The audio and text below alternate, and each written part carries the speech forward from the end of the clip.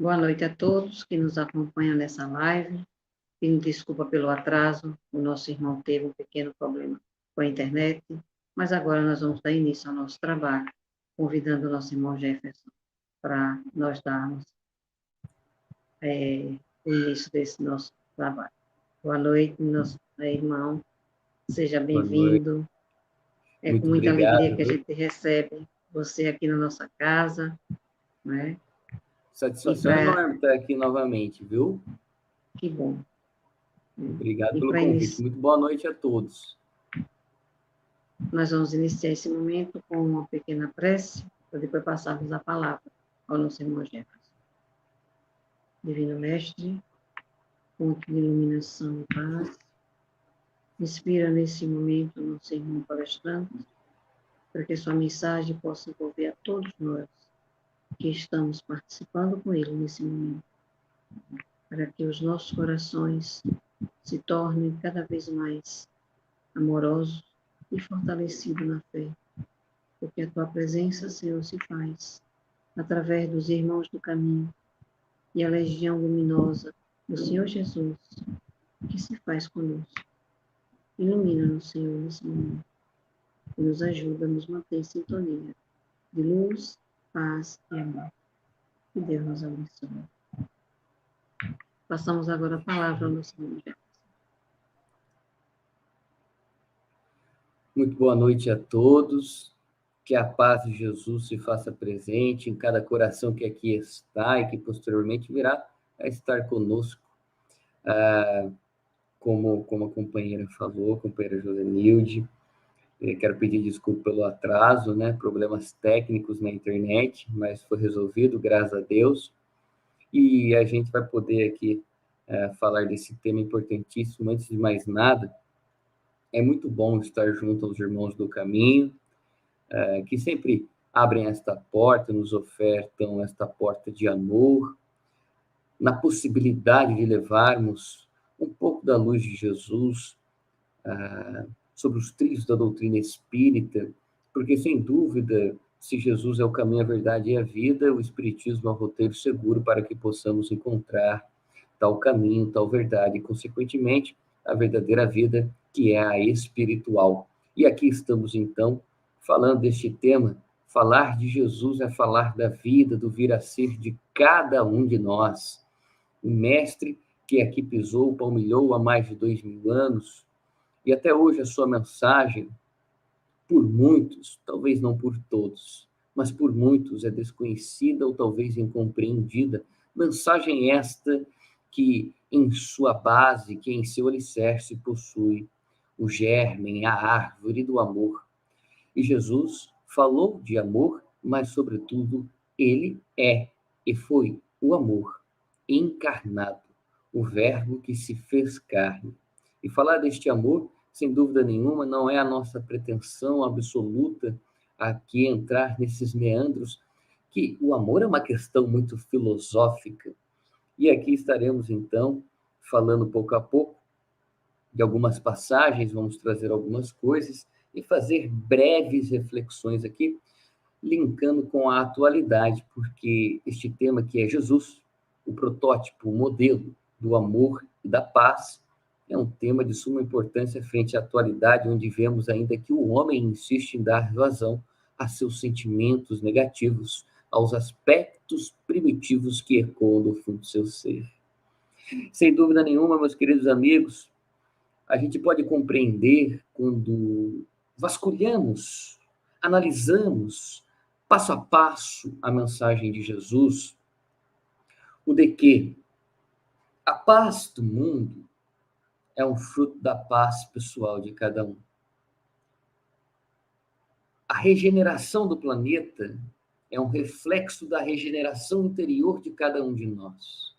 E se a paz do mundo ela é fruto da paz íntima e pessoal de cada um de nós, isso me permite dizer que a guerra exterior é fruto de nossos conflitos íntimos, de nossas guerras pessoais.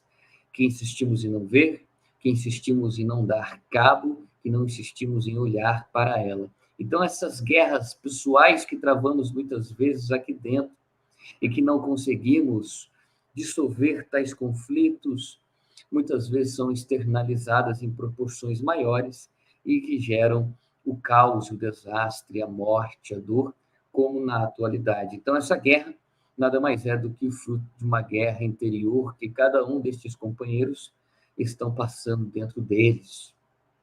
Por isso que é importante este mergulho, o autoconhecimento, visto que as nossas ações são reflexos de nossos valores morais e intelectuais, mas, sobretudo, daquilo que carregamos dentro de nós.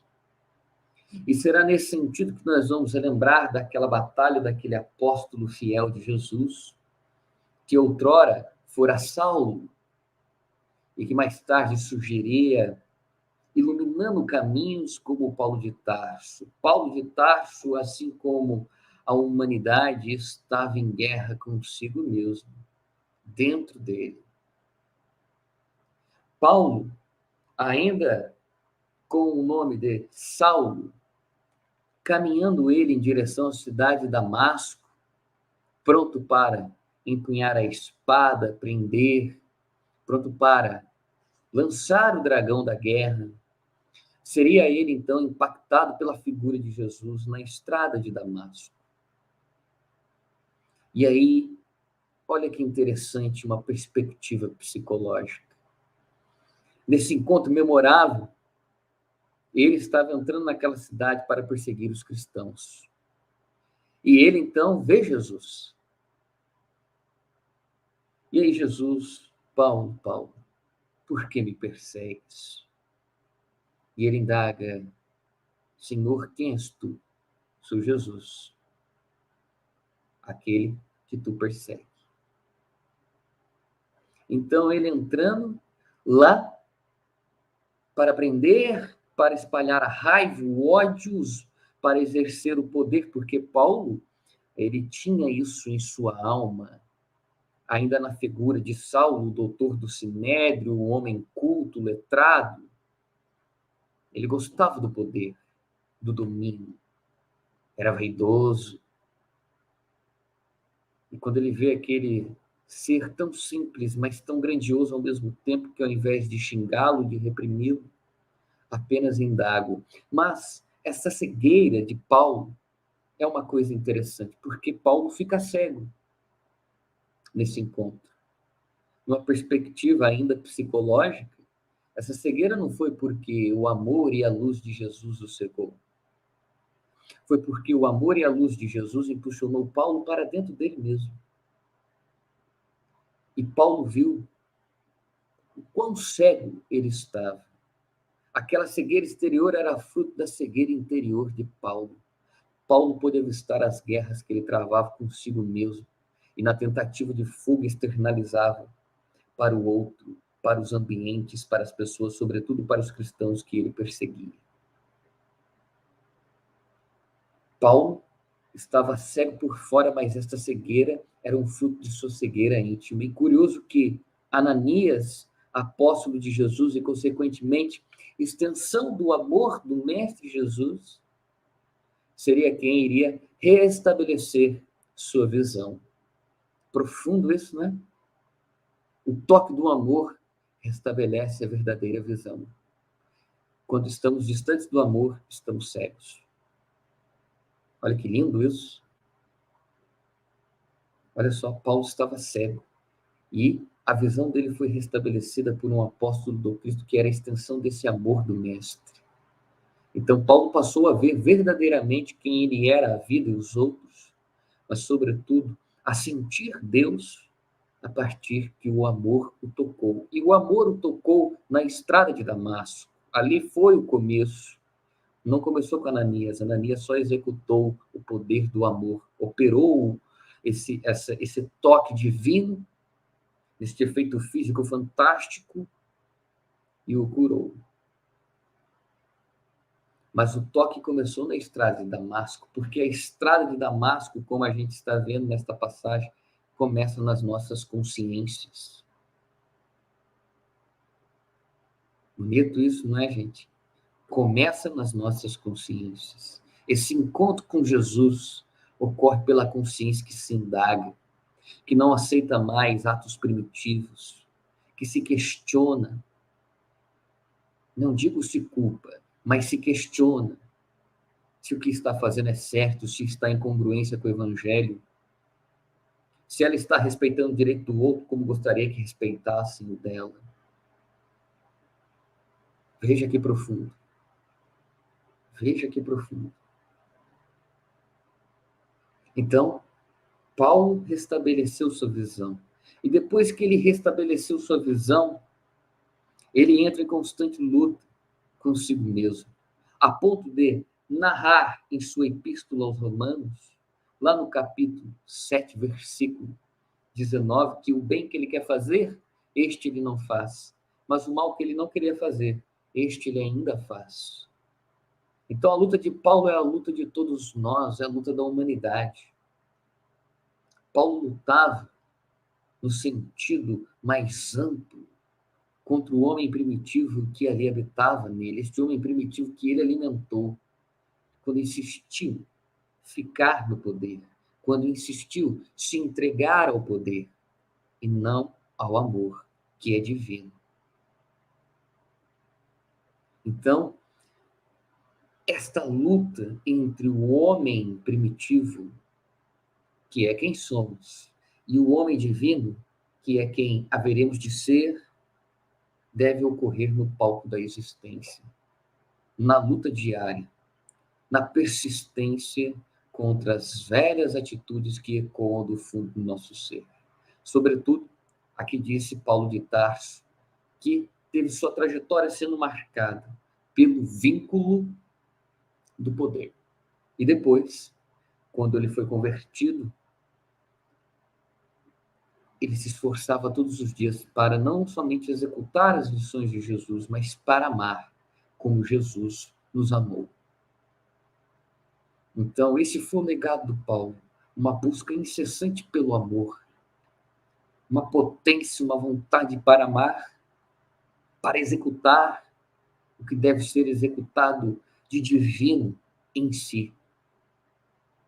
Foi só assim que ele foi reeducando, freando os aspectos primitivos de seu ser, e ele fez isso em uma encarnação de ouro. Claro que isso não o tornou um espírito puro, mas percebam a potência desse homem, desse espírito iluminado.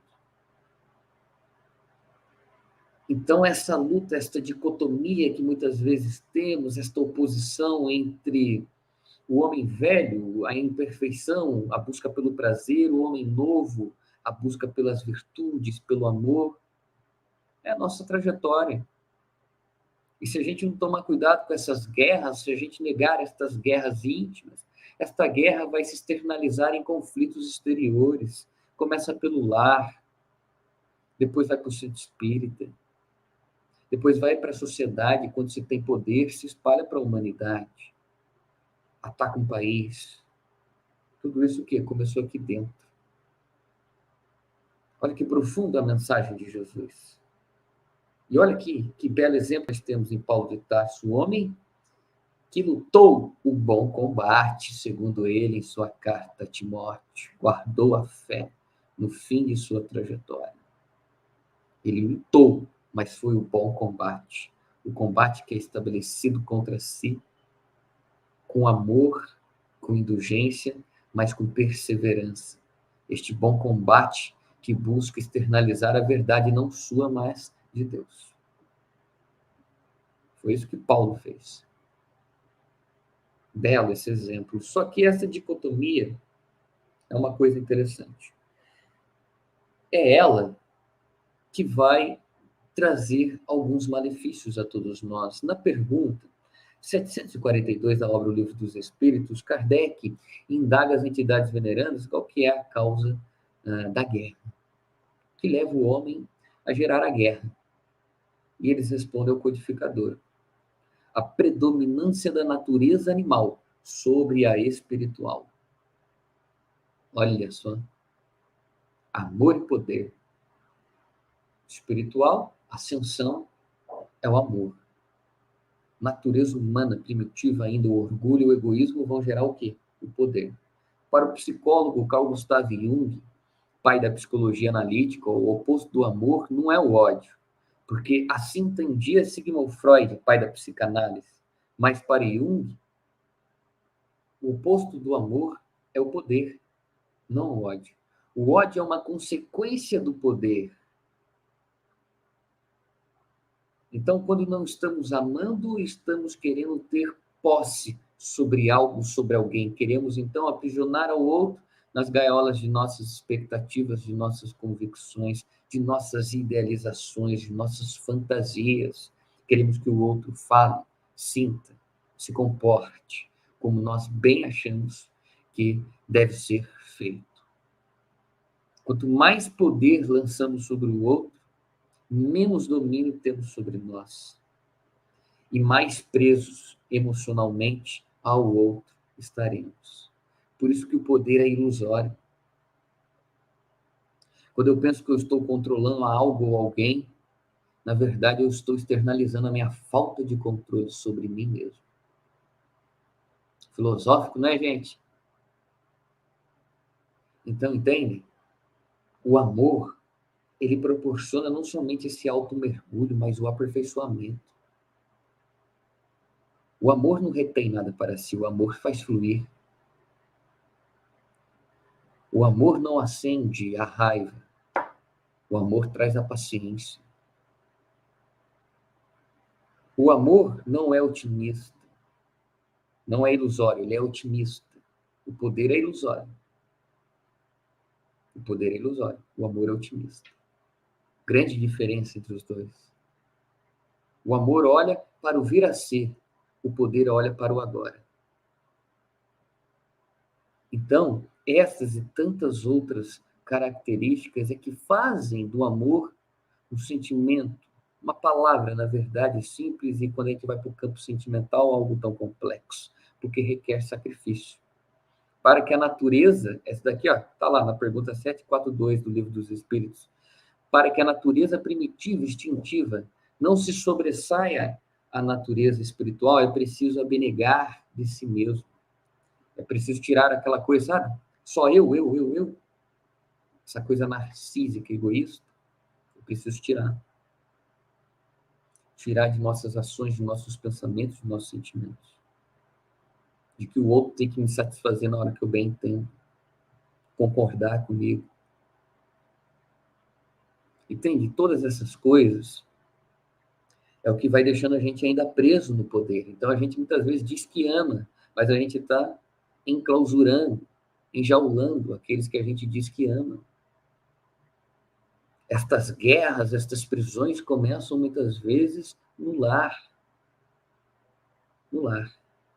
Mas o que gera esta primitividade dentro de nós? Essa é a questão que nos busca agora nesta noite.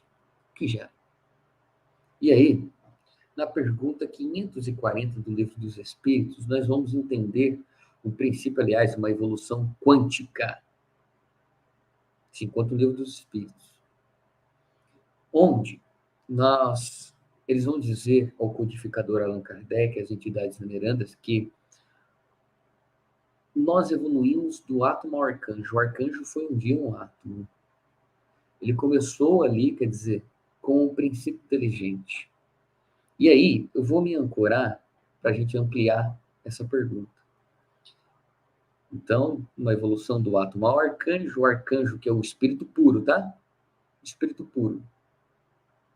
Não no sentido de ter asa, isso aqui, não. Espírito puro. Só lembrar de Jesus. Ele era um Cristo, né? Mas um espírito puro. Esse espírito um dia começou lá como uma molécula, como um átomo. Olha que grandioso, olha que proposta ousada que a doutrina espírita coloca. E potente. Por quê? Porque a gente vai descobrir de onde veio essa primitividade. Então, na pergunta 79 da obra O Consolador, psicografia do iluminado Francisco Cândido Xavier, o benfeitor Emmanuel vai dizer uma coisa. Olha que interessante. Que o mineral é atração, o vegetal é sensação, o animal é instinto, o homem é razão. O anjo, ou seja, o espírito puro, é divindade. Então, aquela pergunta, agora chegou em Emmanuel, ele destrinchou o caminho. Ele destrinchou. Aliás, isso já começa a ser feito no Livro dos Espíritos. Mas aqui no Consolador, o benfeitor Emmanuel, René Kardec nos traz de uma forma mais simples ainda. Então, o mineral é atração. Olha que belo. Prótons e elétrons, átomos pequenos, vão começar a se atrair, formando moléculas que vão formar minerais. Ali já tem um princípio energético. O princípio inteligente começa a adquirir a vertente energética da lei universal da atração.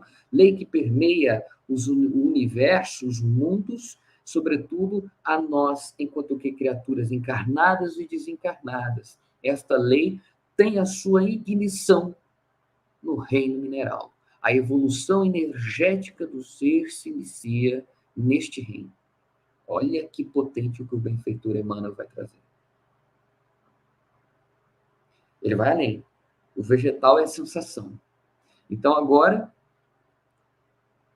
o princípio inteligente está agora no princípio da sensação. Ele está adquirindo experiências de sensação. Sensação que, posteriormente, com o advento do homem racional, quando nos tornarmos, no caso, o princípio inteligente, quando se torna um espírito, vai adquirir esta vertente racional que vai aprimorar esta sensação e vai dizer agora, olha, isso causa prazer, isso causa desprazer.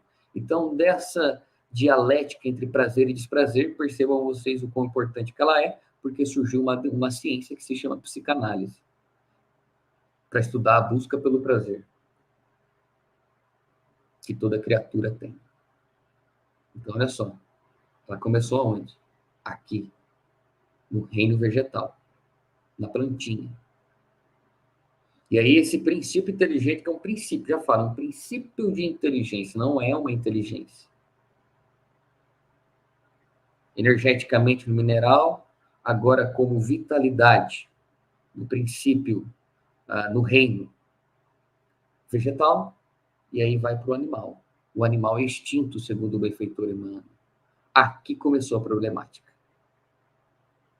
Desse lado primitivo que eu falei. Então, no começo são extintos, coisas puramente para fazer a manutenção. E com o advento dos mamíferos, teve uma ampliação desses instintos. A gente pega as mães elefantes, a mãe orangotango, elas cuidam dos seus filhotes de uma forma tão bela, já expressando ali germes de amor, ou seja, um instinto mais aperfeiçoado. Ao passo que a gente olha para outros animais, que são verdadeiras feras ali, trabalhando um princípio do instinto de conservação, bem como emoções primitivas como a raiva, o combate, a fuga, o medo, que vão gravando estas memórias ao longo do tempo nestes animais. Então, em um determinado momento, antes, precisava-se comer ou matar ou planta um determinado animal para ele morrer, e essa genética de ir comendo a planta foi ficando gravada emocionalmente no cérebro da criatura, no cérebro emocional. Olha a grandiosidade disso. E aí agora não mais precisa comer a planta para morrer. Ele sabe que ele não pode comer aquela planta. E assim foi com o homem também. Só que agora, quando a gente entra no mundo hominal, a gente não é mais um princípio inteligente. A gente é um espírito que vai adquirindo e evoluindo no campo da razão. Então, subtende que a razão era para dominar estas emoções, estes instintos básicos, primitivos. Não é isso que ocorre muitas vezes. As emoções, por vezes, dominam a razão. A gente fica cego, como Paulo de Tarso estava na estrada de Damasco. E o que são as emoções que Kardec antigamente chamava de paixões? As paixões, que o codificador tanto fala. São as emoções básicas, primitivas. É algo que, quando surge, tem o costume de nos fazer agir sem pensar. agir impulsivamente. Então, a raiva, a tristeza, o medo, o prazer, são algumas destas emoções básicas que estão dentro de nós. Dentro de nós.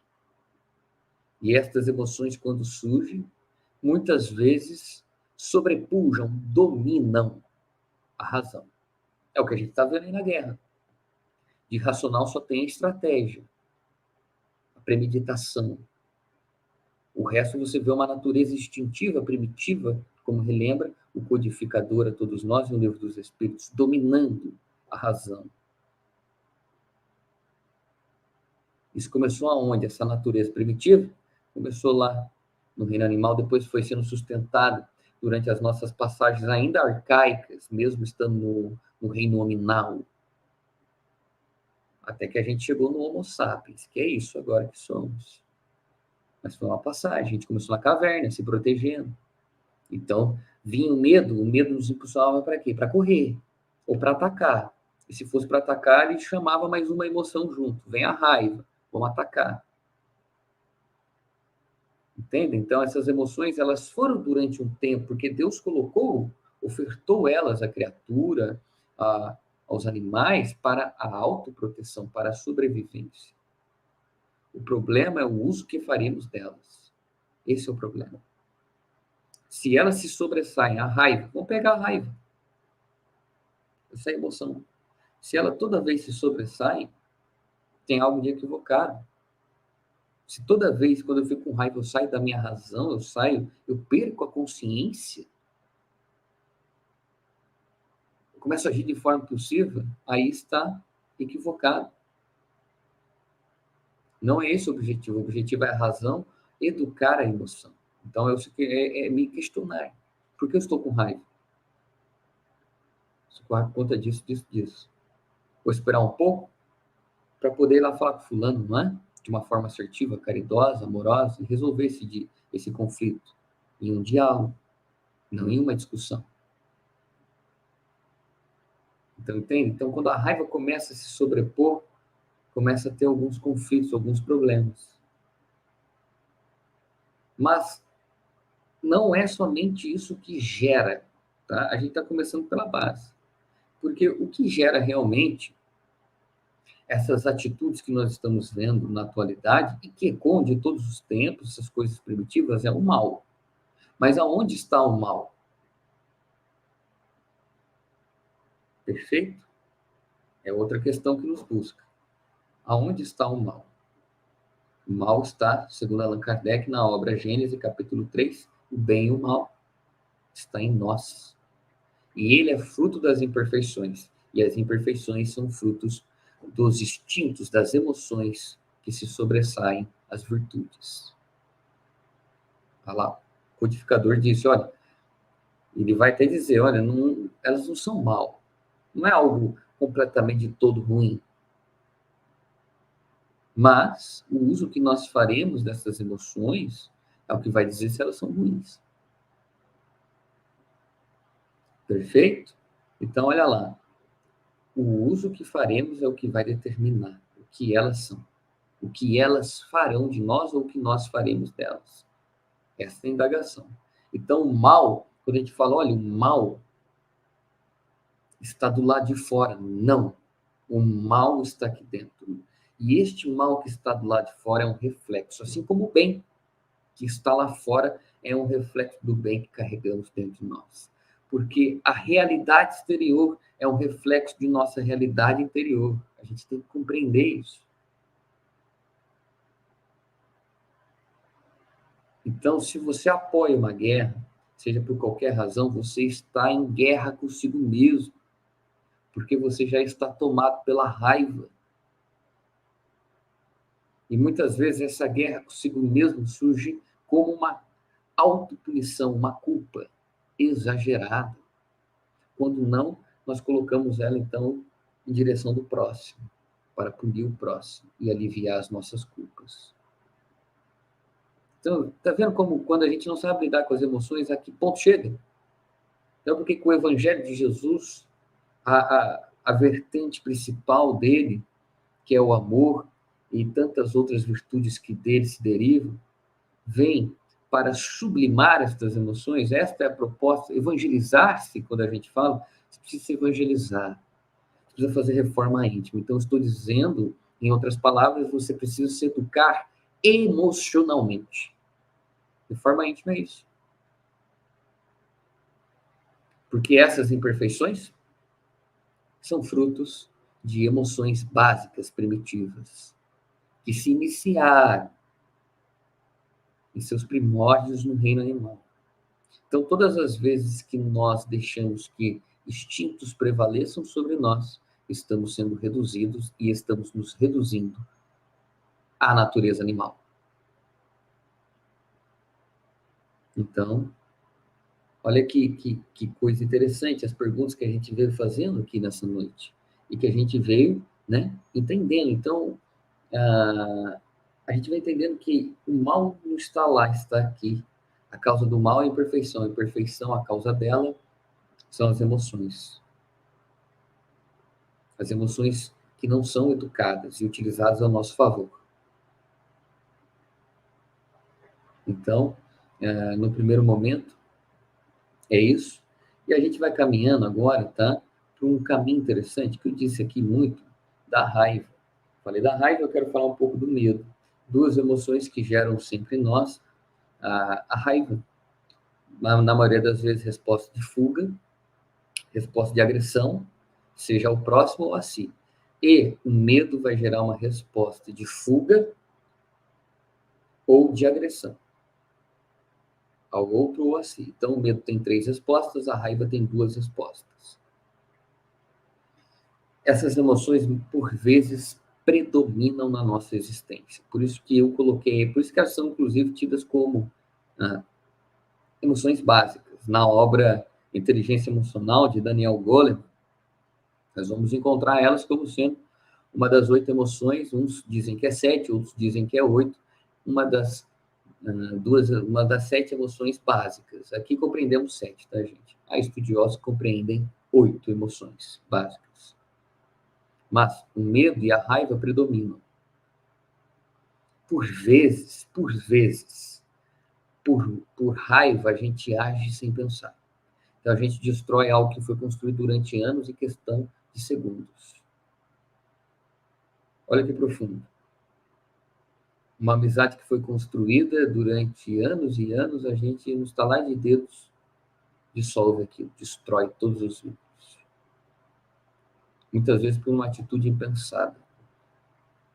Muitas vezes a gente estraga uma vida por agir, por ser norteado pela raiva. Pela raiva. Então, entendem? Essa raiva que dirá Joana de Ângeles na obra Autodescobrimento, uma busca interior, no capítulo 10, Conteúdos Perturbadores, a benfeitora vai dizer que esta raiva precisa ser trabalhada de uma maneira mais madura. A gente precisa amadurecer essa ideia da raiva. Olha, se toda hora eu sinto raiva, significa o quê? Que eu estou muito melindroso. Se toda hora o outro me fere, significa que o meu orgulho e o egoísmo estão enormes. Não é à toa que dizem o codificador na obra O Livro dos Espíritos, na pergunta 785, que o orgulho e o egoísmo são os 2 maiores empecilhos para o progresso. Então, eles vão gerando estas coisas, estes sentimentos, eles despertam esta emoção, que é a raiva. Então, eu sinto que o outro me ofendeu, eu sinto que a palavra, ou a ação, ou o olhar do outro me ofendeu, eu começo a ter raiva dele, e aí eu começo a defamá-lo verbalmente, quando não, eu vou para cima dele fisicamente, começo a atacá-lo psicologicamente. Tá entendendo? Então, essa guerra, você está vendo, gente, como é muito prático e simples e visual. Essa guerra não está lá, está aqui. Quando a gente está agredindo diretamente o outro, a gente está em conflito aqui dentro. Não adianta achar que vai resolver um conflito exterior, que aqui dentro esse conflito vai se dissolver. Não adianta colocar a culpa no outro, deslocar a culpa. Entende? Então, é importante lidar com uma maneira sadia. A benfeitora vai dizer ainda, olha só como ela é boazinha, ela vai dar algumas formas, Joana vai dar algumas formas, ó. Fora o diálogo sadio e caridoso, para você resolver isso com aquele que você julga que te feriu, meditação, atividades de impacto, estar no espelho, segundo Joana, em frente a um espelho, e mirar a imagem do agressor no espelho, e ali colocar seus sentimentos em relação a ele. Então, olha as formas que a benfeitora vai dizendo. Porque quando a gente não lida com isso, a gente vai atrapalhando não somente as nossas, a nossa jornada, mas, sobretudo, a nossa saúde psíquica e física. Quando não vem o medo, quando não é a raiva nos fazendo cair em diversos equívocos, vem o medo. Quando o medo, como eu disse, nos coloca numa resposta de fuga, ele nos coloca numa resposta de agressão. Então, eu tenho medo do fulano, eu me sinto, não sei, Gerson, eu sinto quando o fulano entra, eu sinto tal coisa em relação a ele, eu me sinto ofendida, ou eu me sinto coagida por ele, e aí você começa a criticá-lo. Isso é um gesto de raiva. Por enquanto verbal, né? Entende? Então, olha só onde vai virando essa bola de neve. Só que eu disse aqui no começo, né, da palestra, que o tema era Jesus, o protótipo do amor e da paz. Na pergunta 625 da obra O Livro dos Espíritos, Allan Kardec indaga as entidades venerandas: qual o tipo mais perfeito que Deus oferece ao homem para lhe servir de guia e modelo? Eles respondem ao codificador: vede Jesus. Então, eles deixam claro que Jesus é nosso modelo e guia. É o modelo mais perfeito que Deus ofertou em sua infinita misericórdia a nós, criaturas imperfeitas. Quando a gente analisa a trajetória do Cristo, passo a passo, remontando nas origens também dos 4 evangelhos, a gente vê o quão fantástico o mestre era. E é por isso que ele recebe, sempre vai receber o título de psicoterapeuta por excelência. Porque ele tinha essa maestria de lidar com as coisas da maneira correta. Ele tinha um perfeito controle e domínio sobre suas emoções. Então, olha só, a gente vai trazer algumas passagens para deixar mais claro. Quando a gente vai naquela passagem que o barco está no meio da tempestade, é madrugada, estão os discípulos, sobretudo Simão Pedro, dentro do barco, e eles veem um Jesus caminhando sobre as águas. No primeiro momento, eles pensam que era um fantasma. Se assustam. Eles pensam que era um espírito desencarnado. E aí Jesus diz: olha, sou eu, não se assusta. E aí, no primeiro momento, olha que belo, Simão Pedro fala assim para Jesus, Simão Pedro no barco, Jesus caminhando sobre as águas: Senhor, se és tu mesmo, me chama que eu vou aí contigo. Eu vou aí andar e vou em direção a ti. E Jesus fala: venha. E aí Simão Pedro, ele dá alguns passos, e quando sopra o vento, ele começa a afundar. Em um desespero, ele grita para o mestre para que o salve. Olha só, antes de faltar a fé, Simão Pedro teve um salto de fé, porque ele saiu do barco para caminhar sobre as águas com Jesus. Só que essa fé do Pedro não era uma fé robusta, era uma fé vacilante. Não era uma fé que ele explicava que aquilo era perfeitamente normal, que ele poderia fazer aquilo e muito mais. Então a fé do Pedro era uma fé vacilante. Por isso que Jesus o adverte e o chama homem de pouca fé. Porque ele estava com Jesus, vendo Jesus caminhando sobre as águas, e mesmo assim duvidou. Então a fé dele era vacilante, era uma fé cega. Então nessa passagem, a gente vê o medo sendo o propulsor para a verdade. Olha que bonito. Mesmo com medo de naufragar, Simão Pedro sai do barco e ele vai caminhar com Jesus, que era a verdade.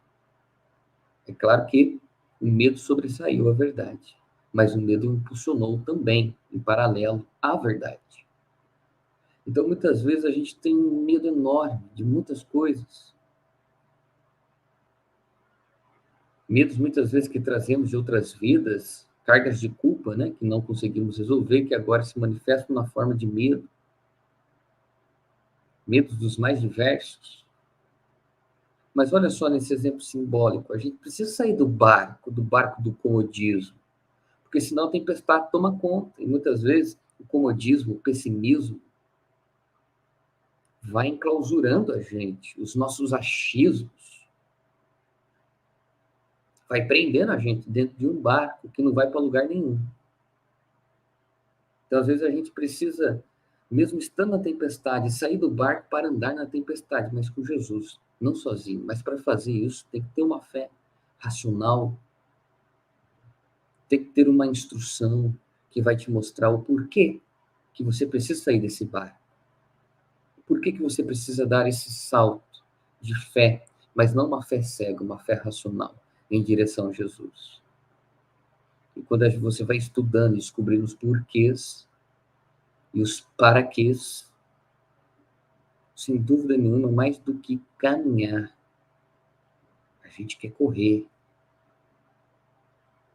mas sempre com Jesus, sobre as águas. Então, entendem? Olha que coisa simbólica. Nesse exato momento, Jesus estendeu a mão a Simão. E Simão estava com medo. E isso, muitas vezes, vem em direção a nós. A gente sabe a verdade, mas a gente tem medo de enfrentá-la. A gente sabe o que é o correto ético, mas a gente tem medo de concluí-lo. A gente tem medo de que as reações dos outros. Entende? Mas, olha só, a gente precisa sair desses medos e ter esta coragem. Mas esta coragem só surge com esta fé. A gente vai para uma outra passagem, a da mulher adúltera. Naquela passagem daquela mulher que fora pega em adultério, assim como o homem, né, que não foi levado junto com ela, né, sociedade machista da época. Mas não levaram aquele homem, levaram aquela mulher. Aquela multidão estava sedenta para iniciar uma guerra no sentido menor, mas no sentido de jogar aquelas pedras de ódio, de raiva, e matar aquela mulher apedrejada.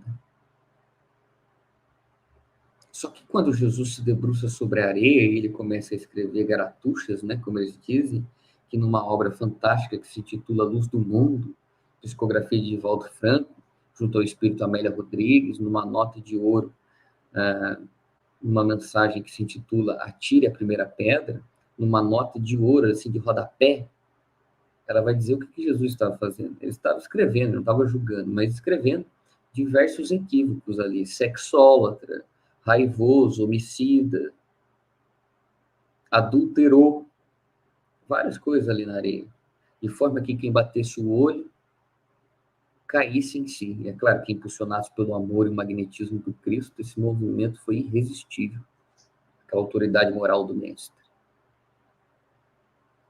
De forma que quando eles bateram o olho naquela areia e Jesus pronuncia aquela frase memorável, aquele que estiver sem pecado, que tira a primeira pedra.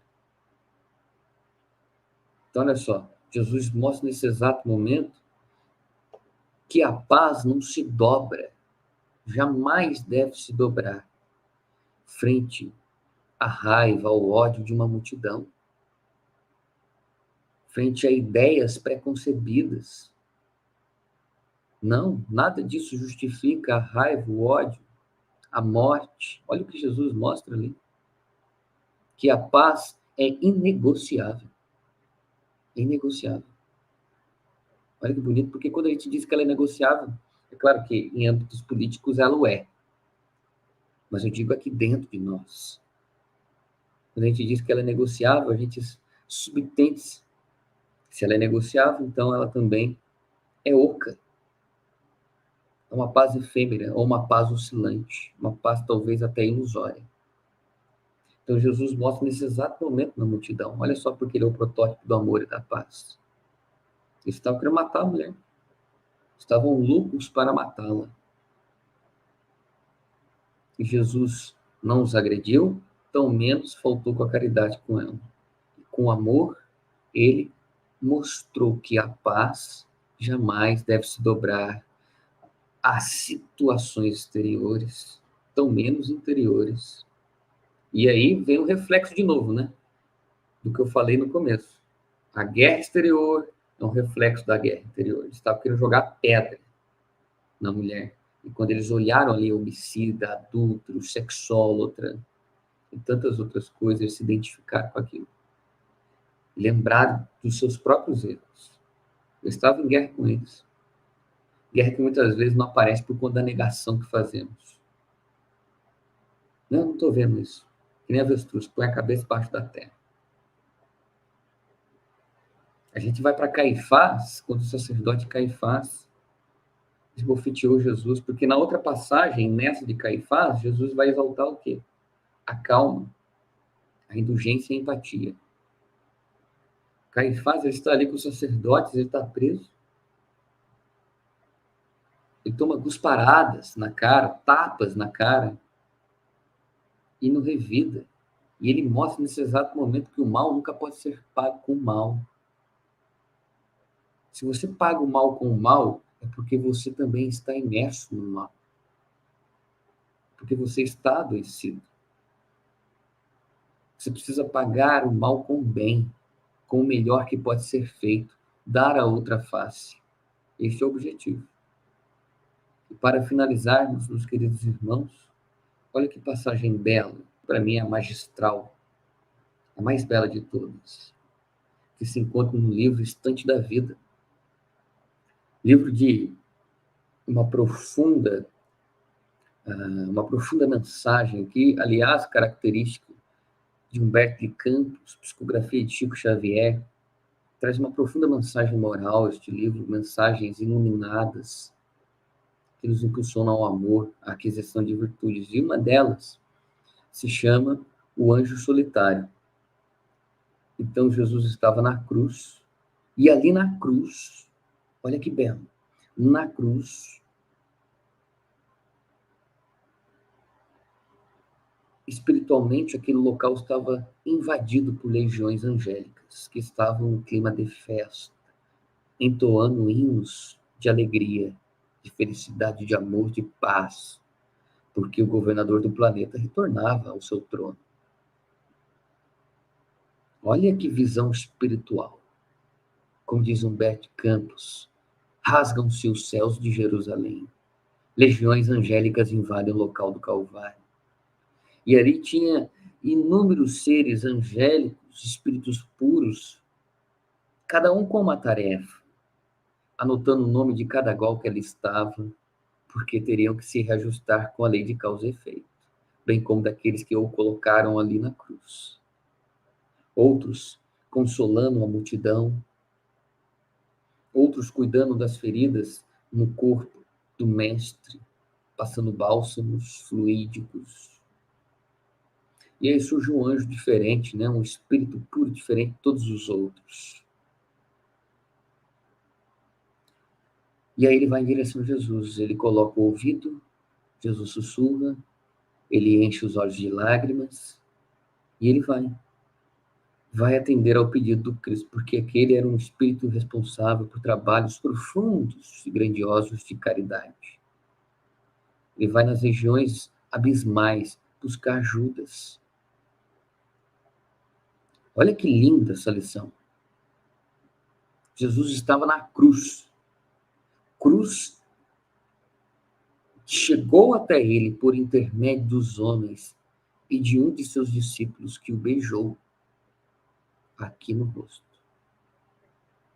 Discípulo esse que mais tarde retornaria como a iluminada Joana d'Arc e que ali, manifestando uma mediunidade exuberante, mas sobretudo um amor ao Cristo, ao ideal, ao dever do bem, ao ético, ao correto, morreria na fogueira.